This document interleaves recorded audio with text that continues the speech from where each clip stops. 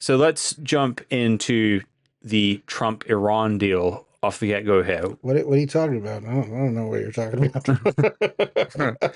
In case you missed it, Even stones know what you're it dropped talking about. 6 giant bombs on a nuclear facility in Iran and a bunch of other bombs on other nuclear Yeah. facilities in Iran. Well, out of all things, I like the name of the bomb, Tomahawk. Tomahawks, Yes. tomahawks. Yeah, and The B-2 the stealth bomber dropped something called. you know what they call those? They call them the Freedom Doritos because it looks like a Dorito. But it doesn't have the pointy end, does it? Yeah, it's round. You know, it can bounce back. Yeah, I guess. It didn't bounce. So, well, I think there is a lot of uncertainty in my mind, at least.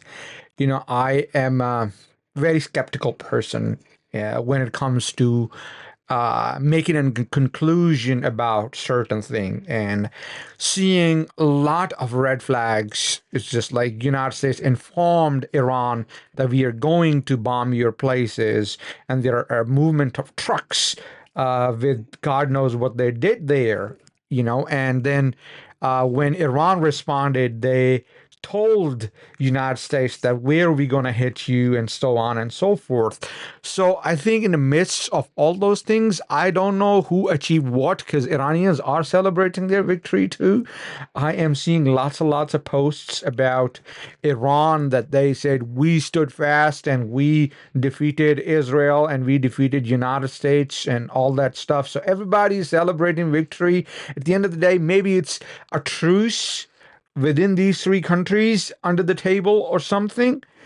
I don't know. On the surface, it's very unclear. It's very foggy. Well, in some ways, a war that everyone can feel like they won is probably the best case scenario. But I think here's the thing. Every country in this scenario has some things they can own as being victories. Like Israel's military victories were enormous in this conflict. It was crazy how much they achieved. They killed like 30 generals. They destroyed their air defenses. They got rid of most of their ballistic missile capabilities. Mm-hmm. Iran, though, can say that we made the Israelis feel pain in this, and they really can. Like, they killed people in Tel Aviv. Yeah. But what you'll also notice is that everything Iran hit was civilian targets. Right. Which, in a military setting, does not constitute any kind of strategic victory. Right. Like, they didn't blow up any IDF assets, right? Right. They don't have the capacity to. Right, they don't have the capacity to. Right. All they can do is make Israeli society regret attacking them. Yes. And so what they can say is that they got hit really hard, but they kept hitting back, and they can hold on to that. Mm-hmm. But the fact is, this war ends with Ayatollah Khamenei still in a bunker and Benjamin Netanyahu hanging out on a beach. But there is a big ifs and buts again statement. Okay, the rhetoric was this regime is evil, right? That's how we started. Regime is evil. They cannot have nuclear bombs and so on and so forth. These two main objectives. So from Iranian standpoint, regime is still intact. There is speculations about nuclear facilities and bombs and stuff. They're like, Iran is capable of pulling this off again in a month or so, and then that report got pulled off, and there is an official statement of this and that. So one thing for certain is there is no regime change. Regime, if that was evil and wanted to be replaced, still intact, still holding on. Number two, nuclear, you could have inflicted some damage. How much of a damage? Nobody knows. Right. Right? So what objective did you achieve out of this? Except you killed a bunch of generals and scientists, which are, again, can be replaced, I guess. Ultimately, this will be determined like in the sort of longer arc of history, what exactly was or was not accomplished here. Like, there's a scenario where this could make Iran more dangerous, or you could have some realists take over that want to stop beating the war drums now and start practically working on fixing Iranian society. I mean, I don't think that the United States, it was clear at the beginning that the United States was not interested in regime change because we just suck at it. Like, the United States is just really bad at it. Every time we tried to install another regime, it's failed. And I think that particularly the United States, and particularly in this administration, they're realizing that it's just not going to take, right? It didn't work in Afghanistan. They tried to do it in Iraq. It didn't work. It's not organic. Right. It's not an organic change, right? And the difference is that Israel's military strikes and what the United States did positioned for an organic change, but it has to be organic. It has to be internal. So that being said, I think everything in the Middle East is about saving face. I think that President Trump is about saving face.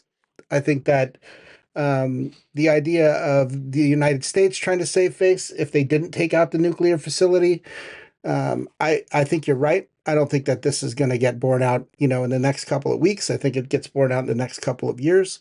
I think all of the uranium is safe. It was taken away before the strikes. I don't think that the idea was to eliminate the uranium. It was to eliminate the facilities. And I think for the most part, the facilities that aren't underneath a mountain are pretty much gone. And the scientists are gone. There was talk about Russia helping them enrich uranium past this point. I don't know if everyone realizes it, but to get uranium strong enough to power a nuclear reactor, it only needs to be like at 3 to 5% radioactive. For weapons grade, over 60%. And they were already there. They're at like 80, 85, 90. And the closer you get to that, the higher the number it gets, the faster it happens. So, that being said, I think you have to look at it in terms of like real winners and real losers.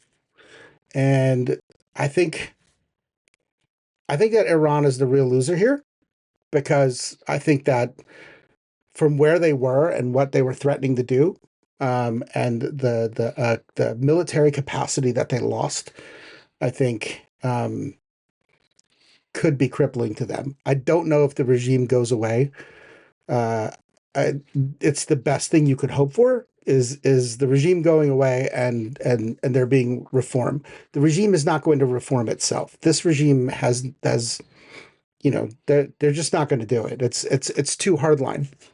Yeah, I would add something to what you said, Ibars, is the inside story is, or based on some evidences that I looked at, and it's that Israel and the United States wanted organic change from within Iran. Of course, the ultimate motive was to replace the Ayatollah's regime. That's given. If you want to beat around the bush and say, no, this was not the case. No, it was the case. The problem was how you want to implement that change was not accomplished because Ayatollah was still Khomeini's regime, IRGC was still very much in control of Iran.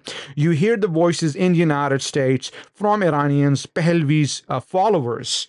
Those vouch for a change, and based on that, we assume that all Iran is like that. But that's not the case. Maybe there is a lot of people opposing his view, but still they are under a lot of scrutiny and strict action. So that's why it was not able, the US was not able, or Israel and US were not able to pull this organically. So that was, I think, then they agreed on something You take some blow, we take some hit. Let's call it a day. You know, that's how it all I ended. actually feel like, when Trump went to Saudi Arabia, I think that opened the door for a lot of these things. Like you have to look at all of the changes that happened within the Trump administration after that visit. Elon was gone, right? Like, they went a completely different direction with what they were going to spend money on versus what their first, 3 months of what they were doing domestically changed. And then, the way I've said it is, would you rather have the world's richest man as your ally or the world's richest country as your ally? Right? Like, so Elon could run out of money real fast. The Saudis are not going anywhere. Oh yeah. And I think that when you talk about it in terms of like what the region wanted, right? And what they were willing to open up to the president, it behind closed doors, held a lot of weight. So people are looking at it like it's just Israel and just the United States. I don't believe that. I don't believe that for 1 second, because if you've been paying attention to everything that's happened, particularly like with oil prices and everything else like that, oil is at $60 a barrel. That's like after 9/11 that happened. So oil's super cheap right now. It should not be cheap. Like the supply has like shifted. And gas prices are still at $5 I here. know, but that's Washington. Yeah, that's just city tax. So let's just take a minute and talk about the plan, right? The rumored plan. You want to talk about So that? We'll do that in a different let's do a different episode for that. But basically, there's rumblings of the Abraham Accords being extended, the beginnings of a two-state solution, right? Syria and Saudi normalizing with Israel. Yeah. What I would say is great and praiseworthy about this American operation in Iran. America's involvement in Iran did not start World War III. Right. It's a military action which involved the death of 0 Americans and 0 Iranians, Right. and results in a ceasefire. Right. Yeah. Like that is, even if it's all projections, it's the good kind of projection, right? Right. Because it projects us as to say, we are not afraid to fight, but we want peace. And that's exactly what a government should be. Right. We didn't, I mean, there's a carrier group out there, but we didn't mobilize 30,000 troops. We're not trying to establish a beachhead on any one shore. I mean, that's a huge step.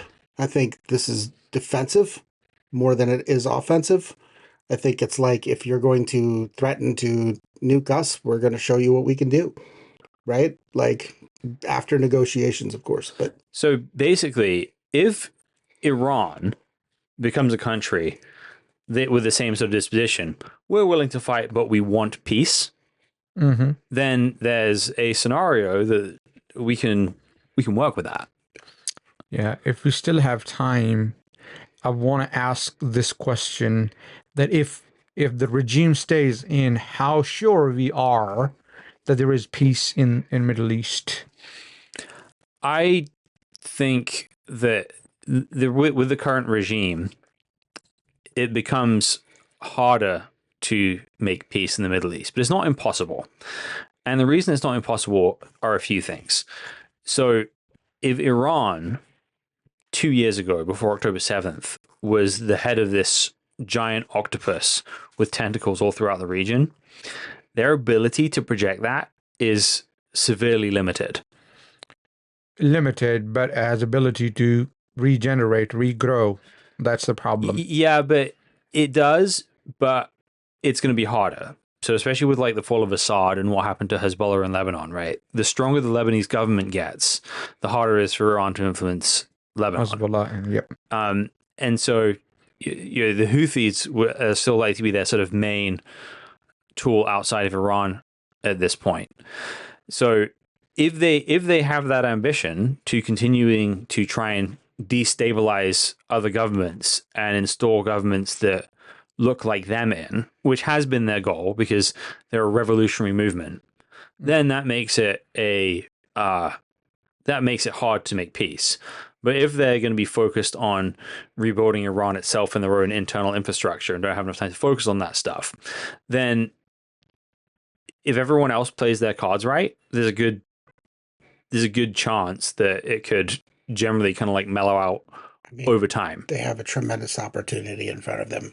Yeah, I think that's what the next week will determine because they're opening talks, Right. and it will unveil there that what direction that Iran wants to take its people. I mean, I think the thing was they were trying to leverage their nuclear program against like what the will of the world was, like stop funding terrorism, stop being a state sponsor of terrorism.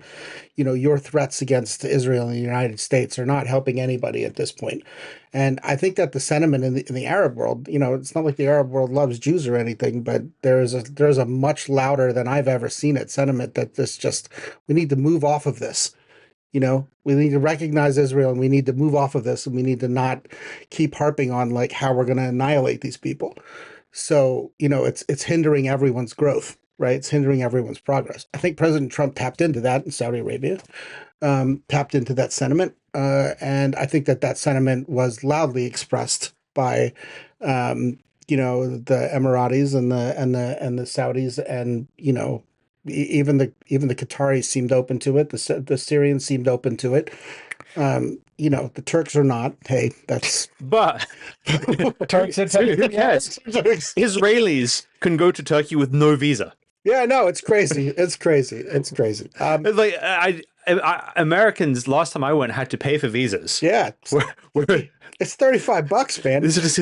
We do not recognize the Zionist state, but no visa fees for Turkey. The trade between Israel and Turkey is like it's hundreds of millions of dollars a year. The two countries cannot survive without each other. Yeah. But anyway, that's a different point. Just to be on, I don't think that the pessimist in me, I don't agree with you. I think that there will never be peace as long as the regime is there.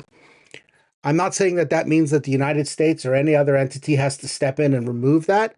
I just don't think that a movement that is that ideological is going to be willing to just change course. Okay, so here's my argument. I agree with you, presuming people who hold the ideology are in charge. Right. Like, so I think a popular uprising against Khomeini right now is unlikely. But what I would say what's way more likely would be some shrewd general basically taking the car keys away from grandpa. Yeah, but that shrewd general has to be very, very strong. That's the problem. They have to be strong. And they have to, and are there any left? So there's going to be a power vacuum in the Iranian government right now, and so somebody may see that opportunity and see who they could be, right? Yeah. So if you use MBS as a template, then the Saudi royal family and the way they changed Saudi Arabia, they had strategy and patience. Right. And so you had Saudi Arabia didn't have a revolution to get where it is. Mm-hmm. It had a cunning strategy by the Saudi royal family, which sent their people overseas, gradually started building good relationships, and then built legitimacy, kept enough legitimacy with the religious people until they had enough power to outmaneuver them. Right. Yeah. So you could have some general in Iran who does that, and that's not an idealistic thing. Somebody who wants power and prestige, the normal things that generals and political leaders want, sure, could see that pathway open to them. Okay. And actually act. My theory, if that happens, is that Iran will become more like Afghanistan prior to the Taliban. Yeah. It'll just get super factional. The generals will fight each other. Different groups within it will all be vying for power. It weakens them, and then it sets the stage for, like a Shia 12er ideological comeback. Could happen. Could happen. Anything could happen, right? But, the prayer is, right? Like you're asking, like, Lord, just an end to the war, right? End the war is bring peace. Yeah, to end this, I would say one thing, that if there is a change to come, it has to come from within Iran. Right. Right. We are gone the time where we decide what is good for you, what is good for you. If people of Iran wants that regime to be there, then it's completely within the legitimacy to be there, as long as it doesn't bother its neighbors, right? It's just cut your wings, stay within your bounds, and we are okay with if you have the Islamic system, as long as people want it. Right? It's not my wish, your wish, or his wish. It's the people who live there. So I think that's my take on the last point here.